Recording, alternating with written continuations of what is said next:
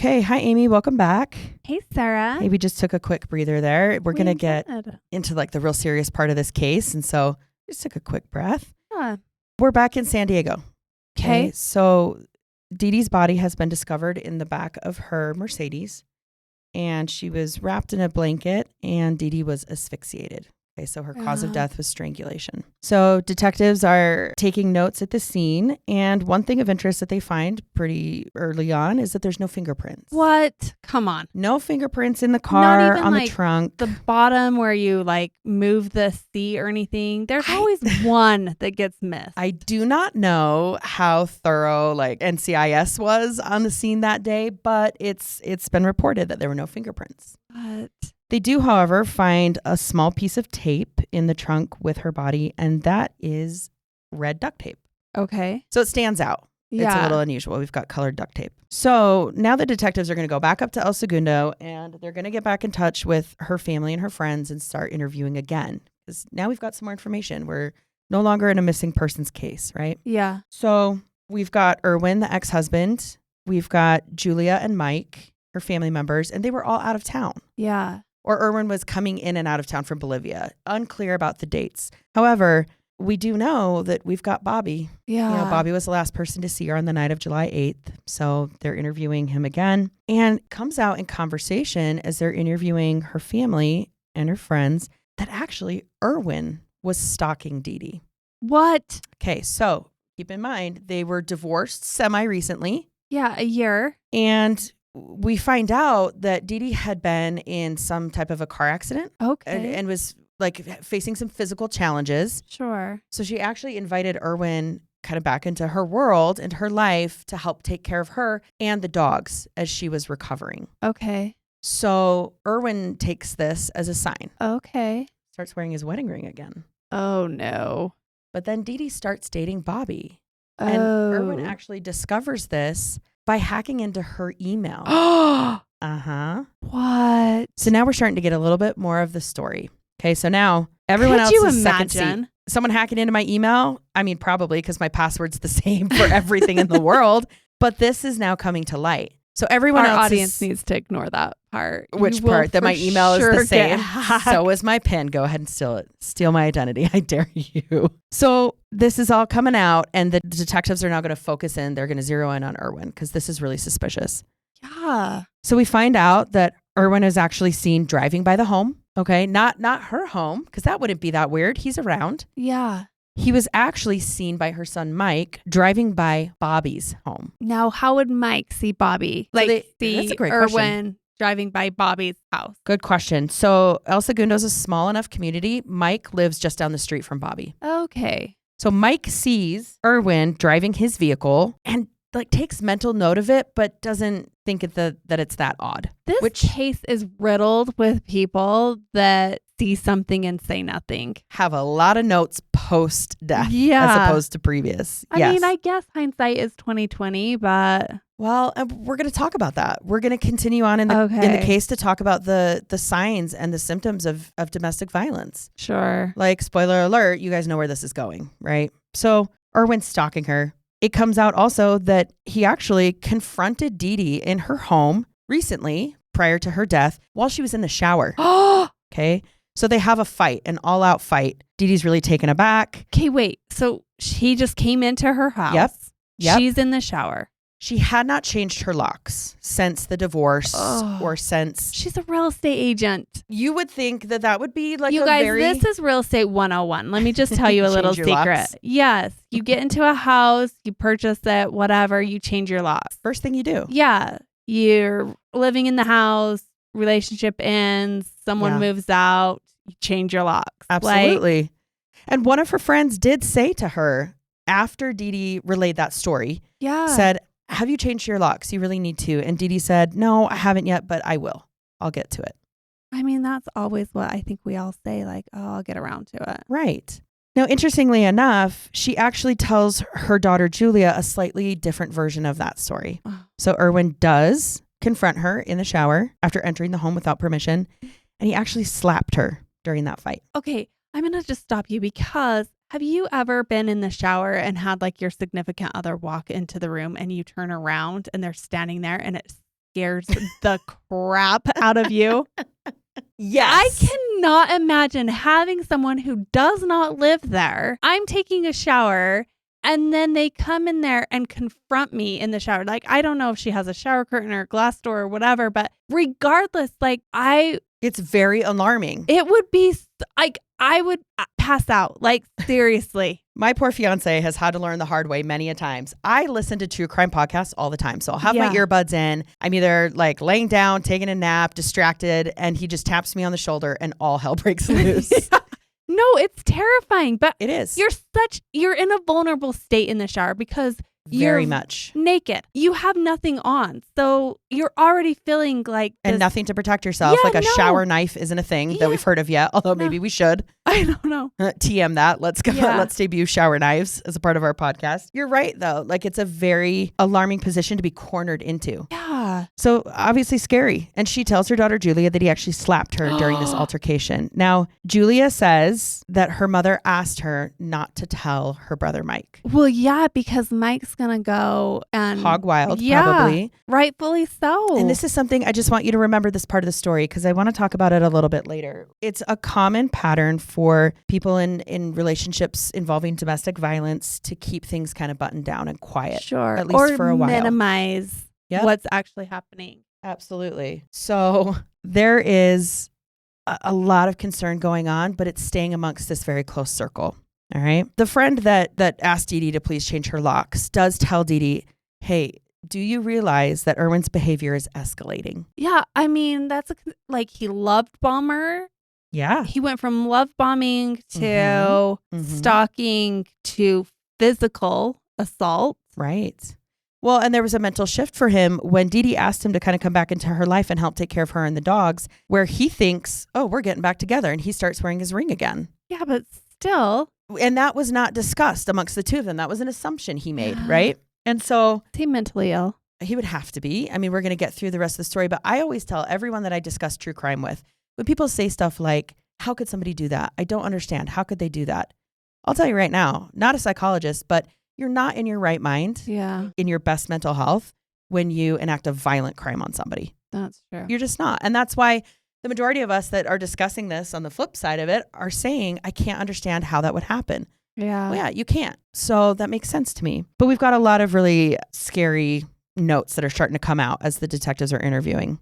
Erwin actually called Julia, so the daughter, on the phone and told her to pray for her mom's soul. Shut up. Now, Julia tells the Dateline in the Dateline episode, so she's talking to Joshy, and Josh says, well, is that not like a sign? And she says, well, honestly, with his language barrier, I thought maybe it was just like he had misused a phrase. Okay. And also in the Dateline episode, Josh asks the friend who Deede disclosed the physical altercation with, right? Yeah. He says, so you told her to call the police, right? And her friend goes, I did not.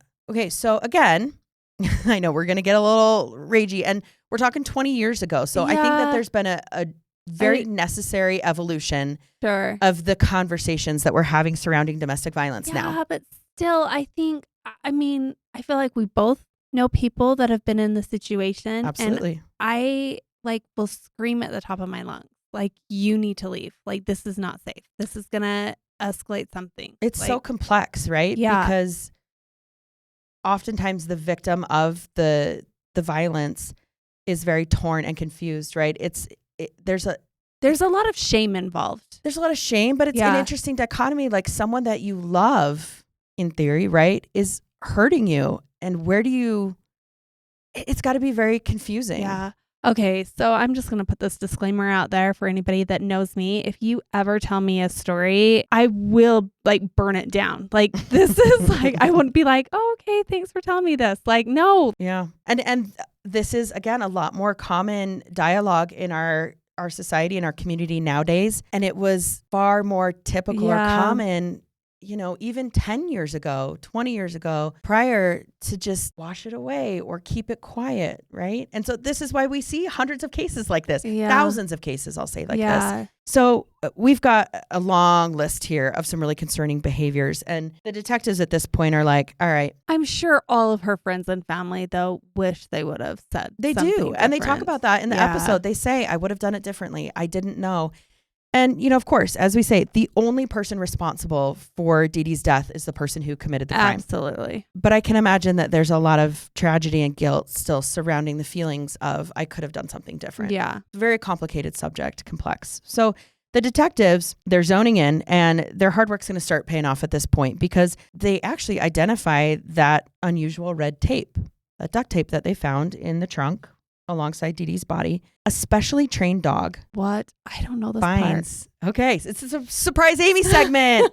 Every episode, I try and surprise Amy with one aspect of the case that she doesn't know, and here we go. A specially trained dog finds Irwin's scent on the tape.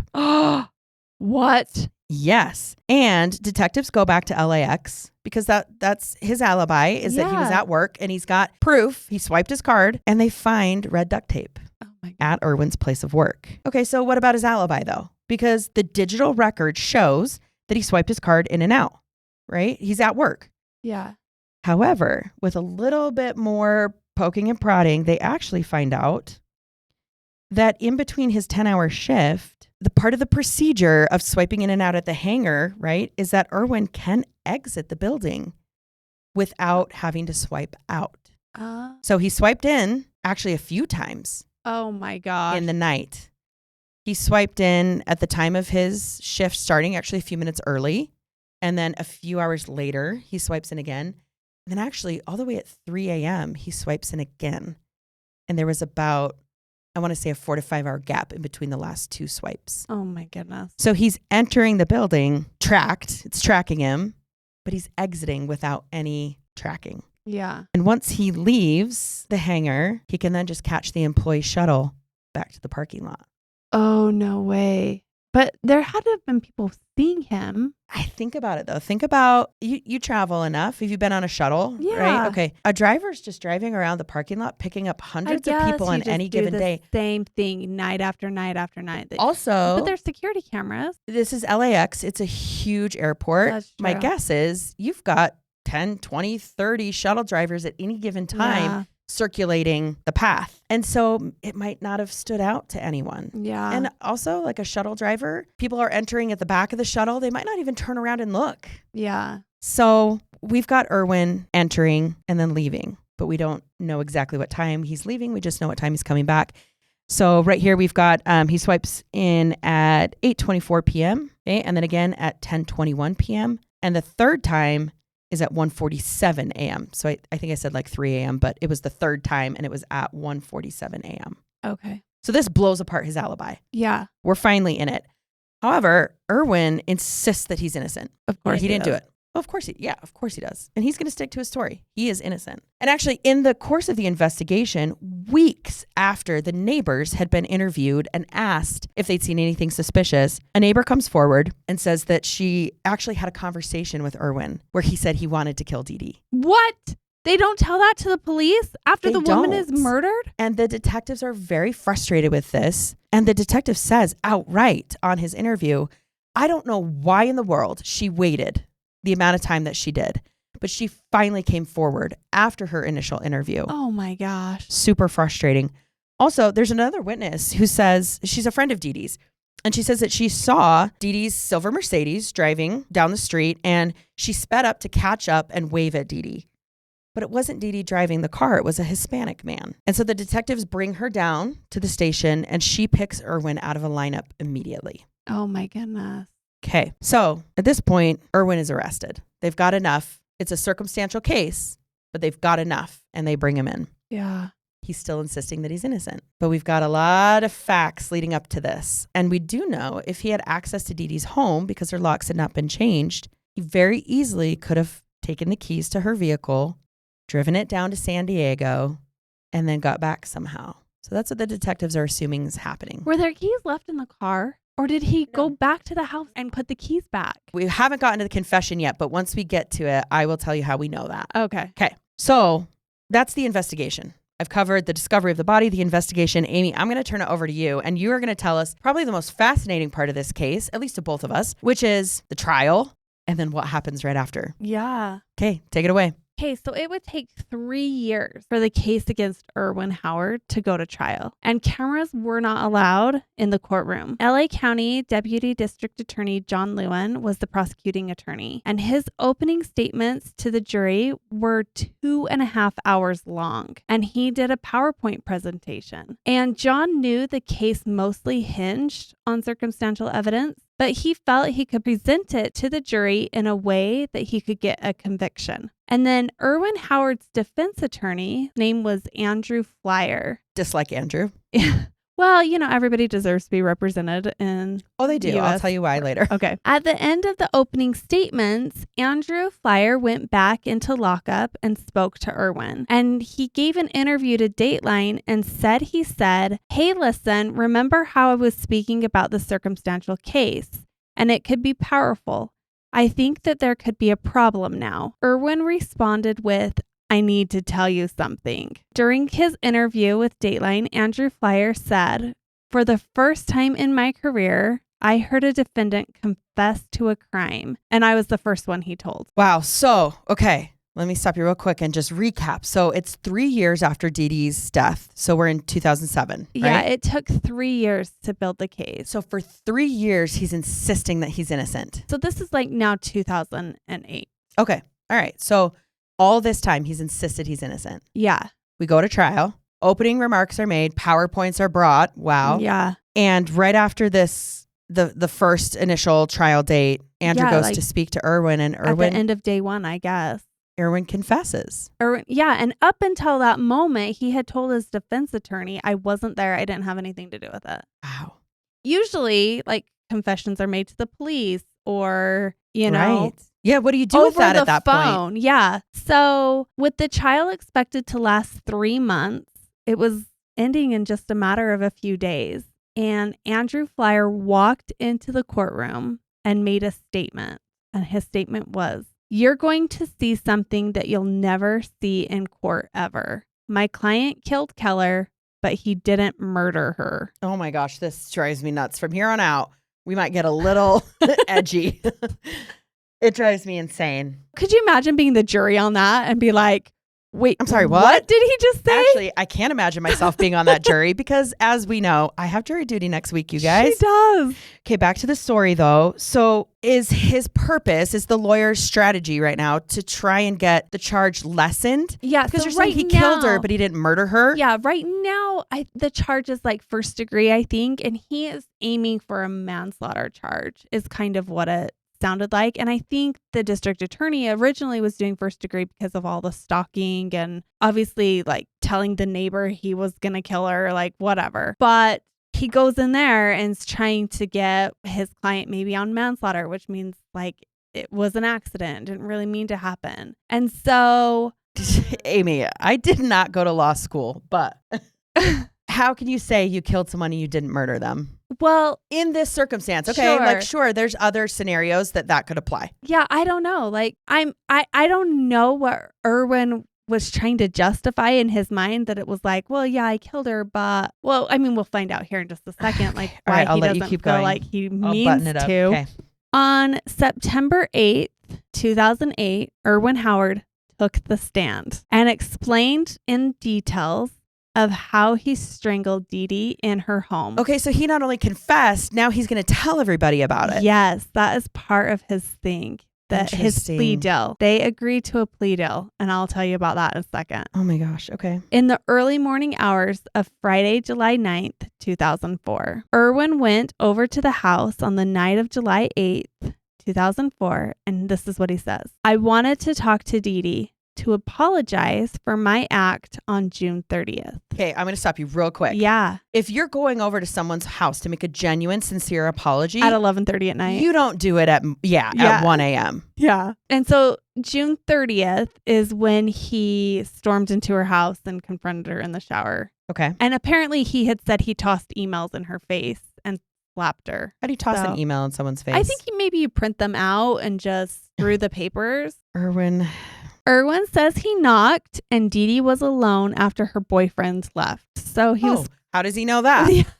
Because remember, Bobby, Yes. his car was keyed and he felt like someone was lurking. There. Yeah. And clearly it was. And Bobby left at like 11:30. So Deede lets him in. Mm-hmm. And Erwin tells the court that he said, "Please listen to me. Please listen to me." And at some point, this is his words, "I guess I raised my voice a little and Deedee's little dog, Rosie, started to growl." So her dogs were kind of asleep.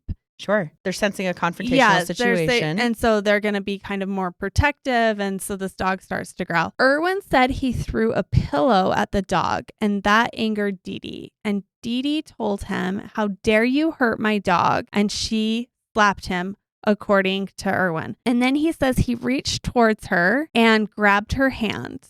And she started to pull her other hand on his chest. And then he said, "I put her hand down, I grabbed her and pulled her towards me, and we struggled."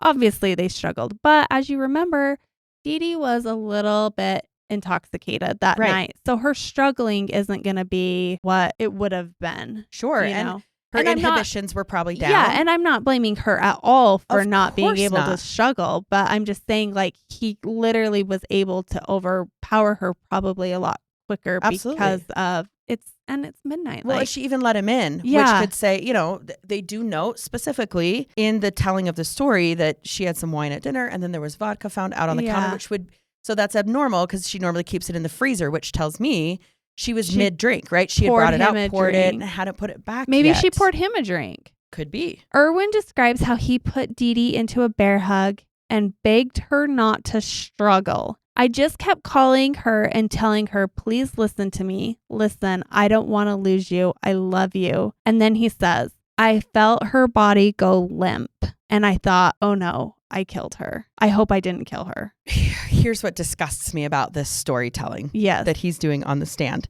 If you're going to fess up after years of telling everyone you're innocent. Yeah. I mean, they were building a case for a really long time, and then it took 3 years to go to trial. And no one even pressured him. His lawyer came in and said, "Hey, I think we have a problem." And he was like, "No, I have a problem. Let me tell you about it." If you're going to pull up your big boy pants and admit that you killed Deede, tell the story correctly. Stop putting in all of these little kind of excuses for his behavior or this sense of like, I didn't want to do it, but I did. Well, stop. I mean, we have a history of people not telling the truth, right? Every murderer doesn't tell the full truth. They always. That's true. And they try to paint themselves like maybe in not like the worst light. I don't know. It's that's a good point. It just disgusts me. No, it's horrific. I'm not. First of all, I've been in many a bear hug in my life. Like, none of them happen around my neck. Yeah. Right? I don't even think if I actually hugged a real bear that he would be able to strangle me. Oh my God. Maybe squeeze me to death. Side note. Yeah, let's do it. Side note. I'll save it for later, I guess. I'm fascinated now. You got a side note this. Like Sidebar. Yeah. No, there was this whole study done about, they asked the women, like a lot of women, thousands and thousands of women, would you rather be like alone with a grizzly bear or be alone with some strange man? And every woman said a grizzly bear in this thing. I like that antidote. First of all, I like a quick breather in the middle of this anger, but my fiance's nickname from back in his army days is Grizzly. So hopefully that was not what the poll was about. No. All right. I can see that. Yeah. So here's what I want to point out also. And this comes up in a lot of true crime cases. It takes a lot of strength and time to strangle somebody. Like several minutes. Yeah. It takes time for the body, for the oxygen to be shut off to the brain and for the body to stop. And once they go limp, like you still have to hold on. Like so experts have said in all the true crime things, because it takes a long time to actually like die and not pass out, I guess. Yeah. Like, so don't give me this story about like a hug that got a little too intense, because it takes minutes and a lot of leverage and strength to strangle somebody. Yeah. Not like a little kid holding Give me like a break, little baby Erwin. chick or whatever that just is loving it too much. So unfortunately, Amy, gonna get worse. Oh, this is the part that rages me. I was throwing things. Okay, tell it. All right. So before Irwin, I got to back up just a little bit. Before Irwin took the stand, the DA went in to speak to him behind closed doors. And the DA offered Irwin a guilty plea to second-degree murder with the sentence of 15 years to life, and that he would be eligible for parole technically in 15 years. Now, the DA then turns around and assures the family that Irwin will spend the remainder of his life behind bars. So Irwin takes the stand. As part of his plea agreement, he had to not just tell his lawyer and the DA the story, but he had to say it in court. And then they do the impact statements, I guess is what they're called. Yeah, the victim statements. Yeah. Mm-hmm. So all of Deedee's friends and family get up and they thank Irwin for telling the truth. I mean, they've had 4 years of this unknown. Like now they have some closure in their life. They're trusting that he is going to spend his whole life behind bars. And they like the comments that they were making of just like thanking him, but also they were assigning some responsibility to Deede in their remarks to the judge about how. Oh, I have notes. Yeah. I have notes. This part of the episode and the way that the family retells it is really hard to watch. Now, my assumption is that they're all out there alive and well. So, you know, I don't know these people. I wasn't there in the circumstance or in the courtroom with them, but it is really difficult to watch and listen to the family get up and thank him for telling the truth. And okay, so I understand a little bit, like forgiving someone when they're doing. Not forget. I don't understand that. I understand being grateful that they finally fessed up to it instead of dragging you through a trial in which maybe he wouldn't have been found guilty. Yeah, or that you had like the closure of the details. Like, you know, some people need that, I guess. But there's a sense of like over forgiveness in this situation. And what I want to say about forgiveness is often in true crime cases, we hear this like the victim impact statements, right? Or the family just saying, you know, I had to forgive so I could move on, or, you know, I wanted to forgive, or this and that. I'm going to put it out there right now in the world. Forgiveness is unnecessary in this situation. You don't have to forgive somebody for brutally killing, whether it was manslaughter, first degree, whatever, someone in your life that you love. I think most people do it to release something within them. Sure. Like, because you're filled with like all this anger and, you know, hate or whatever. And I think most people are just like, I'm going to release that. I'll just forgive. And then it's not necessarily for the person that committed the crime, but I think it's more for themselves. Absolutely. And I totally understand that. That makes perfect sense to me. What I don't want there to be is a stigma and even conversation surrounding these stories where if you don't forgive, you're being stubborn or difficult or the opposite of someone who's well enough in their mind and their spirit to forgive. Does that make sense? Yeah. Like, it's okay to not forgive. I'm okay with that. I'm okay with that. I'm okay with somebody saying you're going to open a grudgery. You'll take everybody's grudges. Yeah, it's absolutely fine if the way that you as a victim of the circumstance that happened in the taking of someone's life want to resolve your feelings with forgiveness. That's okay. Yeah. But on the flip side of that, I'm just saying you don't have to. I'm okay with that. Yeah. So they do. Let's talk about victim blaming a little bit. Yeah. Because we're at that time in the storyline. I'm going to talk about Andrew. And I'm sure Andrew's out there alive and well. So I don't know. Andrew, call me. Come for me. I don't care. I was so angry when he says on camera and in this interview with Dateline, you know, the family are like, they're good people. And I think also he said they're good people. They're not vengeful people. And I think they also realized that Deede, in hindsight, had not handled things as best as she could have in terms of terminating that relationship. Okay, but this is the thing. Andrew, get out. Yeah, like nobody deserves okay, well, you didn't handle that. So Andrew, go home. Yeah. Tit for tat. Absolutely. That's the definition of victim blaming right there. And he's telling the interviewer on Dateline, which is going to go out to the whole nation, the whole world, I'm sure in some sense. Like, yeah, you know, like they forgave because they realized she didn't handle the breakup well. You're allowed to break up with somebody. Yeah. You're allowed to say, I need to move on from this relationship for any reason. Yeah. Or I need some help while I recover from a car accident. Yeah. I'm going to tell everybody that what wasn't handled well was the fact that she was being stalked, harassed, and had violence perpetrated on her by Irwin, and it stayed under wraps. Yeah. So let's not say, in hindsight, she could have handled things better. let's say instead, in hindsight, if this had been reported, this might not have happened. Yeah. Well, yeah, I think that that's what makes cases like this hard, is because there is a stigma with women. If, let's say, you're raped, well, Mhm. what were you wearing?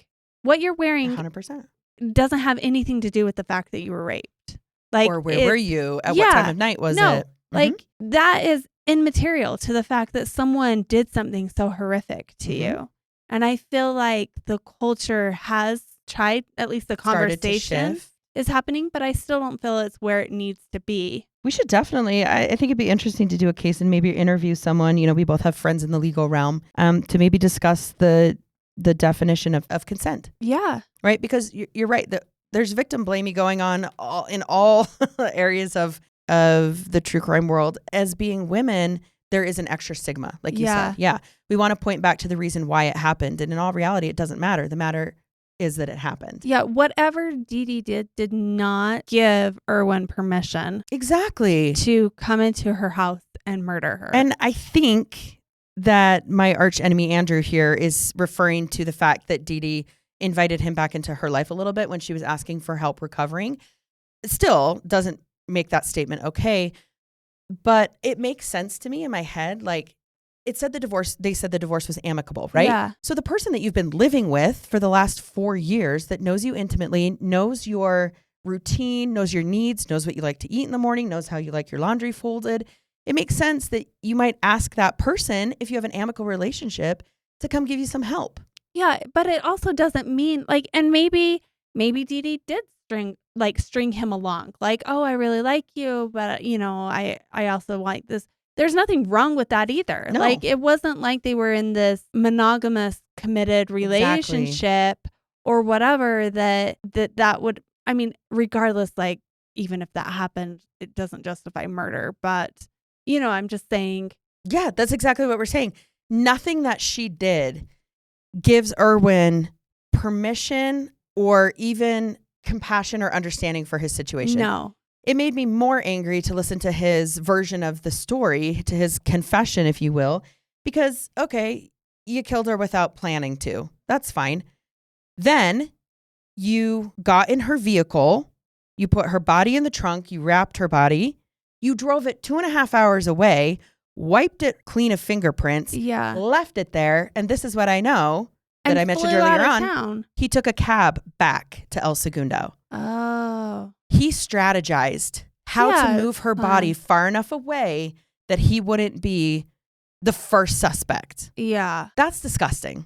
Yeah. So he's sitting here wanting understanding of his situation or some and the compassion. Heartache that her kids went through for their mom to be missing, what, week, 10 days? Yeah, the stress, the anxiety. Yeah. I mean, he put this family and everyone in this situation through hell. Yeah. And the way that he tells the story is, yeah, but you guys can understand, right? I mean, I didn't mean to. BS. You then I was just giving her a hug. Yeah, I was giving her a bear hug and it got a little out of control. No, you got in the car, drove it 2.5 hours away, took a cab back and put the keys back at her house. Yeah. That's the final tie-in that I wanted to bring up later. He put the keys back. That's disgusting. So don't tell me that this is manslaughter. Yeah. Well, tell me more. I know we have a little bit more to tell. Ugh. So he's going to prison. He's going to prison. Now, I'm going to take a break from Erwin going to prison real quick and say that her real estate family really gathered around this situation. And she worked in the Manhattan Beach office of Sherwood Realtors. Okay. And she had been working in that office for about 13 years. And soon after her death, they named its high-tech training center after Deede. And the manager of this group said, all agents who pass through that room, which is named after Deede, and they hear the story of what a wonderful person she was. Deede exemplified the best of professional realtors, not just in Shorewood, but in the entire industry. And people like Deede are rare, and you enjoy them for the time you are able to spend with them. She is missed greatly by all who had the opportunity to know her. And that was Michael Collins who said that. That's a beautiful statement. The California of Realtors established a scholarship fund for her. And there was like a lot of like outpouring of the community support while she was like after this had kind of happened. But Irwin, we've talked about some stuff that makes our blood boil, but Here we go. Irwin served just 10 years and 5 months. Unacceptable. And he was released early. And this is the most shocking part. The family and the police were not notified that he was going to the parole board or that he was up for early release. And in what was a crazy turn of events for me was that the plea deal that they had all agreed to when the DA kind of presented this to the family and whatever actually barred them, meaning the family and the police, from objecting to Irwin's parole. And so I just feel like the justice system, they already lost their mom. She was murdered, and then they just threw salt in the wound. Like, he confessed. Like, yeah. So back to the DA then, who offered this plea because they're the ones that get to craft it. After they had like planned this 3-month thing, they were going to get him on first degree. Like, he had a PowerPoint presentation. It was good enough to convince Irwin to confess. But also the plea was offered after he confessed to his lawyer. So why are we pleading? Yeah, I have so many freaking questions. So many freaking questions. So the reality is, this was 2008 Yeah. that the trial happened. He went to prison for 10 years, 5 years. months. So when did he get out, Amy? I don't have a date for when he got out, actually. It was in 2019. Yeah. I know that's that. right. Yeah, in but I don't have 2019. like the actual date. And I did a Google search. I mean, clearly not deep dive. I don't have some tools that I know, like some lawyers and other things. Yeah, that we've investigative seen, journalists do have. Yeah. I don't know where Irwin is today. I hope he died of COVID. Yeah. He got out in 2019. It's like you said it perfectly. It's adding salt to the wound. It's shocking that he served 10 years and now he's free.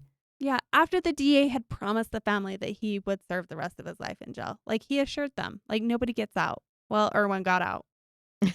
Wow. They said he was a model prisoner. What does it even mean? I don't even know. We'll dive into that another time.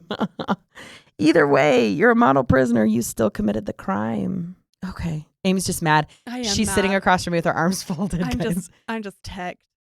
It's tough to swallow. And one thing I do want to note as well, we both noticed in researching this case, there wasn't as much material out there as we kind of expected. Yeah. I mean, this is unfortunately a common enough story, right? Where domestic violence escalates into the murder of someone in the relationship. We hear about that enough. She was obviously very impactful in her community. Yeah.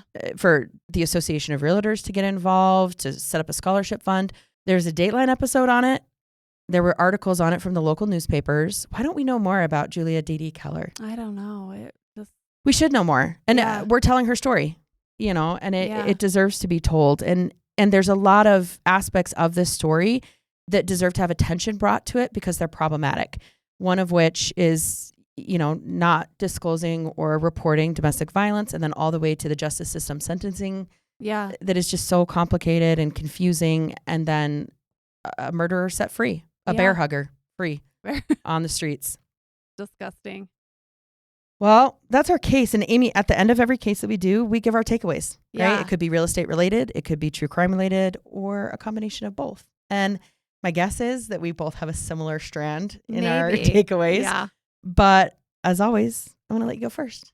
Yeah. My takeaway is I really do think that people need to research their laws and write to their legislature in their states and demand that people serve time, like, for the crimes that are actually like being committed. There's a lot of states out there where murderers go free so quickly, and then people that have minor drug infractions are in prison for way longer than taking someone's life. Like, I don't know. I have a problem with the way the justice system is set up in the United States right now. We're not the first person to feel that way. Person, like, we are one person. Yeah. We're not the first people to feel that way. Federal sentencing standards is something that has been started to, circulate and be discussed. And that makes perfect sense. That's a great takeaway. I mean, nobody should get this minimal sentence for taking someone's life who was such an active, productive member of society that was giving back to her community in more ways than one. And he's just this dirtbag that he is, and he did it out of jealousy. Yeah. He did it out of a sense of control. And he insecure. felt like he owned her. Yeah, he was insecure. It's a classic case of if I can't have her, nobody can. Yeah. Right? So do you think that being in prison for 10 years modifies that belief system in somebody? See, and I know that this is a controversial topic on rehabilitation, but I don't know.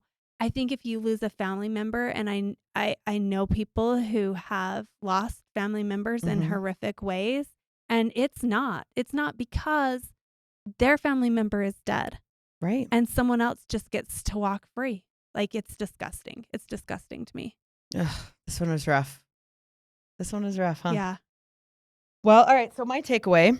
I was wrong. We have very different takeaways, which is fine. Like, that's good. I mean, it's great. So my takeaway is if you or a loved one, right, are in a relationship that involves domestic violence at any level, okay, in the storytelling, Deede disclosed that there was one slap, but then all of a sudden we escalate to murder. So my guess is there was something in between. There was some hidden stuff during their 4 years. Has to be. That's a huge escalation. So domestic violence at any level, say it's a loved one of yours, okay? You can't necessarily leave it up to them to report if they aren't doing it right in that moment. And here's what I mean by that. If a friend or a family member, a loved one calls you and says, this is what's going on, they disclose a story like this to you, and they hesitate from that moment on to report, to get out of the relationship, to ask for help. More time is going by. We're on a few weeks, maybe a few months are going by now. You can't leave it up to them at that point, right? And maybe sweep it under the rug. Yeah, maybe the way that I'm saying this is a little controversial, and that's okay. This is still my takeaway. Victims of domestic violence are often embarrassed by the situation. They feel guilt, they feel shame, so they stay quiet. And they also don't want to be questioned for why they're staying. Yeah. Right? Because the automatic response is going to be like, well, dump him, break up, move. Like, what do we got to do to get you out of it? Cry for help, whether subconsciously or consciously, is usually telling someone out loud that, it's happening. Alerting someone to the situation. Yeah. So if someone confides in you that there's domestic violence going on in their relationship, take it with the utmost seriousness. Yeah. Like, this isn't you really should call the police or you should change your locks. Be bold enough to say, if you can, I'm coming over right now and I'm going to hold your hand while you call the police. Yeah. Right. Or follow up and stay on top of it. Do what they won't do for themselves, because oftentimes victims of domestic violence are victimized in emotional ways, in psychological ways. It's not just physical. And so, well, they could be like financially tortured too, where lots of circumstances that could play into it. And so be that friend, be that woman. I'm going to say, be that person that will go change the locks yourself. Yeah. I'm not waiting. I mean, men are also victims of domestic violence. They absolutely are. And the reason why I said woman is me to you, face to face. We're both women. We identify as women. And in the story, a woman was the victim of the violence. We have to be a village. We have to watch out for each other so that there are less and less cases like this, where the domestic violence is seemingly minimal or recent. Yeah. And then all of the sudden, a beautiful person no longer has life. Yeah. Right. That's a great takeaway. That's my takeaway. Thank you. Well, that wraps it up. I mean, here we go. Next week, I'm going to jury duty. Yes. So we might not be recording. I cannot wait. Sarah's hoping that she gets to judge someone. It's my moment. It is my time. So we might not be recording next week, but whenever we get back to record, based on what happens, I'm going to have a story for you. I love it. All right. Okay. Well, we're signing off, everybody. Have a great day. Okay, bye, Amy.